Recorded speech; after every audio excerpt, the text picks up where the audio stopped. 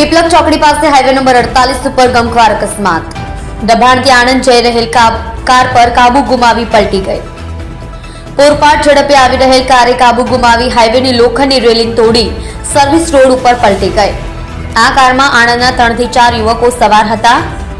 ઘાયલ યુવકોને તાત્કાલિક સારવાર માટે ખાનગી હોસ્પિટલમાં ખસેડાયા, જેમાંથી એક યુવકને ગંભીર ઈજા પહોંચતા હાથમાં ફ્રેક્ચર થયું. પ્રત્યક્ષદર્શીઓના જણાવ્યા અનુસાર કિશોર ચલાવતો હતો કાર.